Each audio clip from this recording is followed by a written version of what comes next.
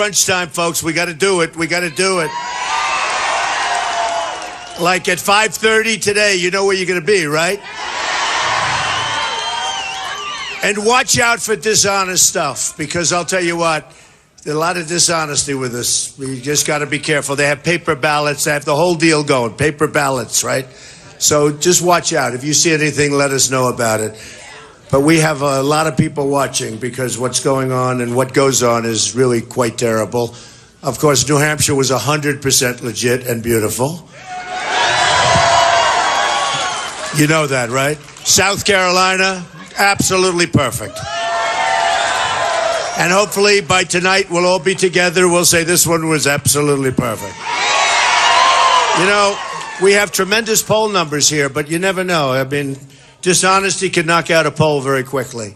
And that's the only way we lose, in my opinion. That's the only way we lose. This is a great state. I employ a lot of people. I spent a lot of money here. Nobody else did. I had spent a tremendous amount of money in this state. And I'll tell you, I love it. I love it. You know what I did? I think I have the best hotel in the entire state. And it's so adjudged. And I love it. And I'm here a lot. And I have a lot of friends here. And these other guys are all gone. You know what? They made their little speech this morning and they ran away. And you shouldn't be voting for people. It's like when I was with the folks from Arkansas, great place. And I said, Hillary and Bill Clinton abandoned you. How can you vote for them? How can you be with them? Arkansas, it's true. Well, these guys, they never abandoned you because they're never here. But they made a couple of speeches and they're gone, and you'll never see them again, believe me. So that's it. But Trump, I'm going to be here with you all night, all night.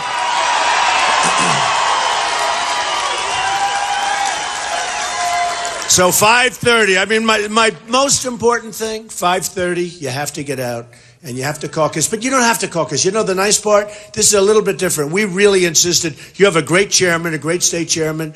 We really insisted, so important, that you go in, you can vote and leave. You don't have to sit around like a bunch of dopes. You can go in and you vote, you know, and you get out. Although you could go in, vote, put your thing in, and then watch that everything else is honest, okay? That's another way of doing it. Stick around for a little while. So, you know, a lot of things happened. A big poll just came out in the state of Ohio where Trump is leading by a lot, okay? Well, that's pretty good, right? So we're shaking things up. Poll just came out in Florida where Trump is leading by a lot. And I have a feeling Texas is going to be very good also, if you want to know the truth. Because Cruz has gone down a lot in the last few days. You see what... You know, when you hold up a Bible, and nobody loves the Bible more than I do, when you hold up a Bible, you don't then put it down and go around lying and doing a lot of things that are wrong. And I have to tell you, what he's been doing is terrible. And that he's been getting away with it. But now he hasn't been getting away with it. Because yesterday he fired his director of communications, who I always thought was a decent guy. He's taking orders from Cruz, folks. I mean, give me a break. And, you know, he didn't report that he had big loans with Goldman Sachs and with Citibank.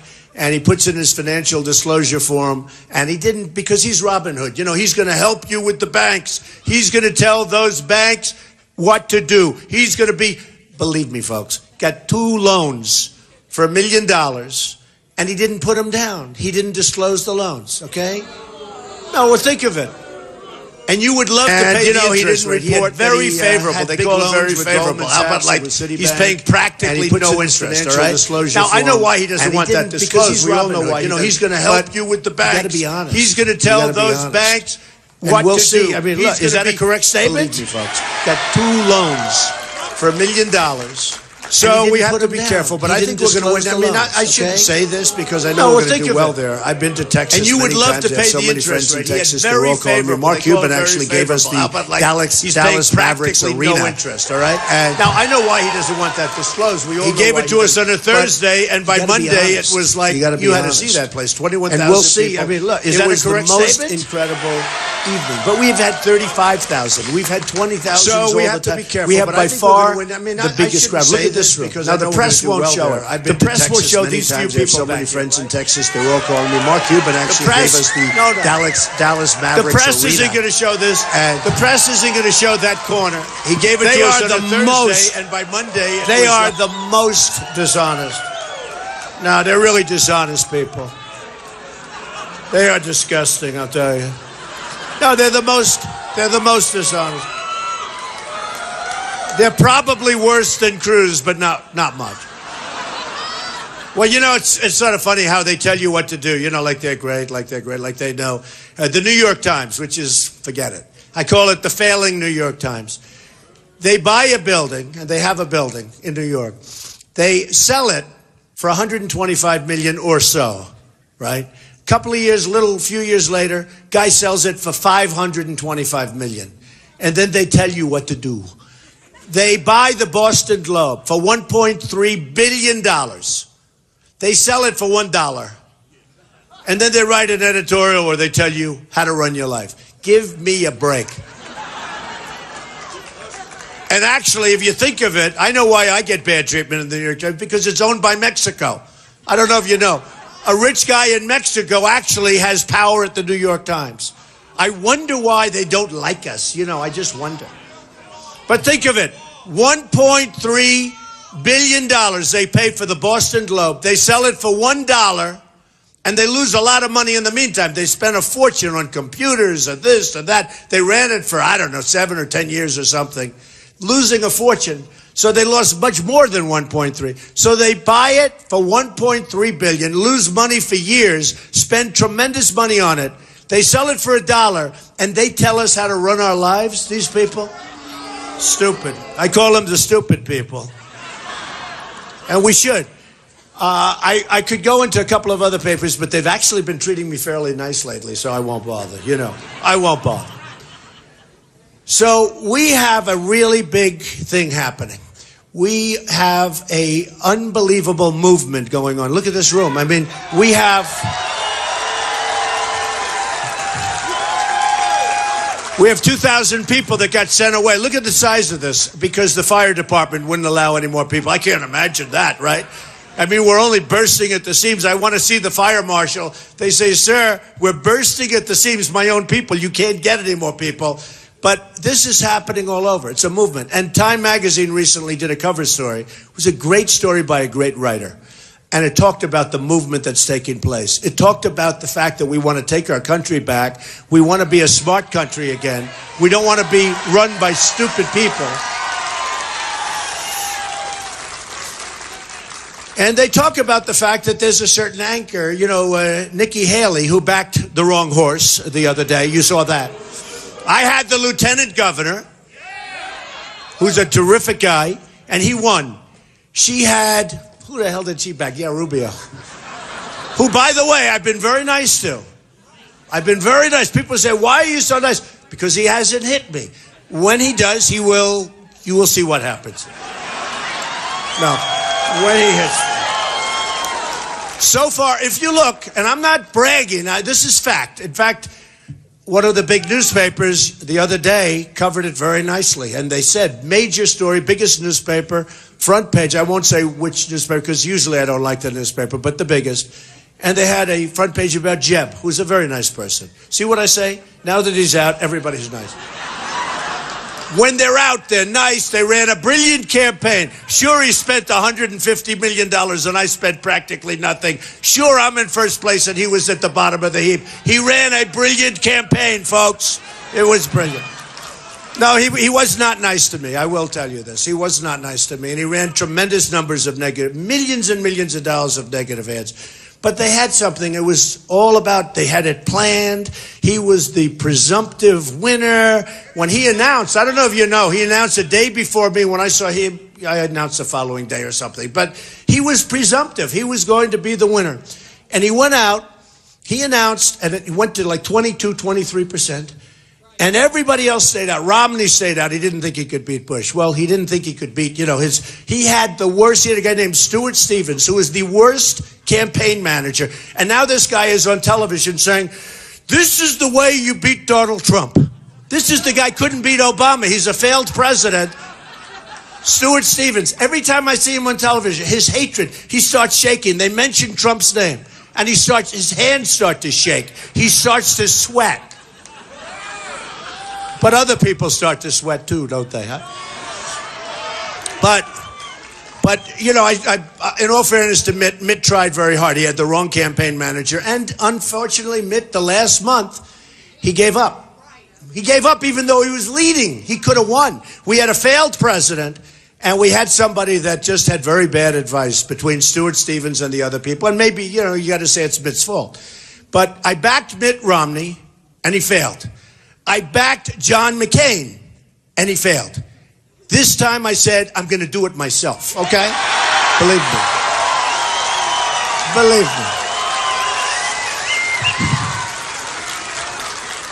And it's been an amazing thing. I mean, it's been to watch it and to see it grow. We started off practically from the beginning. You know, before they wouldn't poll me, the press, they wouldn't poll me. And they just wouldn't do it. And yeah, well, I felt good about that. I felt good about that. But they wouldn't do it, and they wouldn't poll him because they said he's not going to run. We are not going to be used by Donald Trump, they said. We refuse to be used. And Mr. Trump is just having a good time. Believe me, I can be someplace else. I do love you people, but I could be on a boat right now. I could be doing a lot of things. No, I don't want to be. I don't want to be because, you know, the theme, Make America Great Again, we're going to make it greater than ever before. Greater than ever before. And from the beginning, when I went out, and my wife said it to me, she said, darling, you know if you run, you're going to win. I said, how do you know? She said, because she's a very smart woman, actually. She's very, very smart. She said, because I see the way people react to you. And if you run, now, if you don't run, you will never, ever look good. You will never, ever, not that she wanted me to run. She preferred that I didn't. She likes our life. I mean, it's a nice life. This is a crazy life, folks.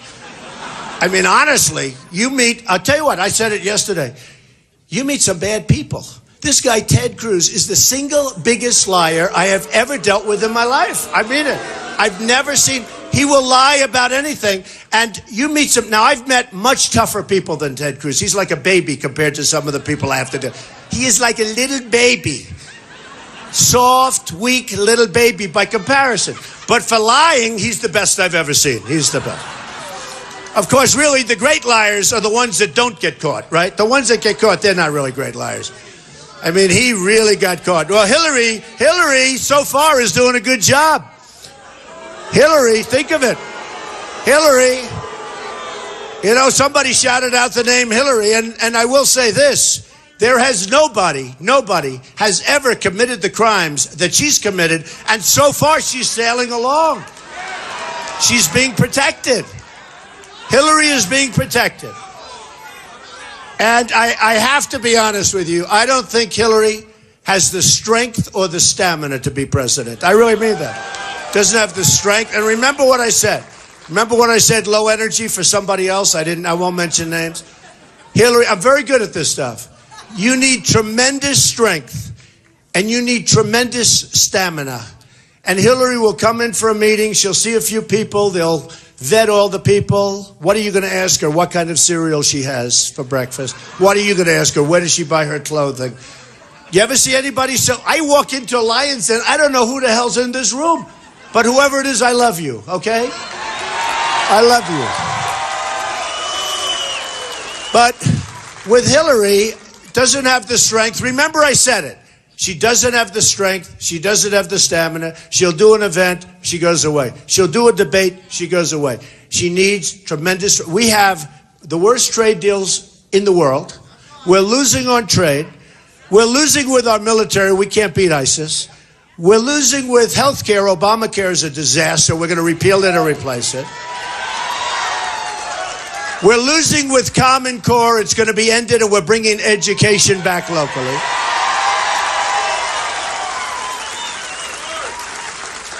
We're losing with Big League, with the border. And we're going to build a wall, and Mexico's going to pay for the wall. That's right. That's right. We're building a wall. And, you know, we have, even beyond the wall, we have great, great people. at the border. We have Border Patrol people. They would call me up, and they call me now. I have friends now. They're like my friends. They're great people. They want to do their job. They're told to stand back. They're all set. They have the uniforms. They have the whole deal. Stand back, and people walk right in front of them. They don't want that. They called me.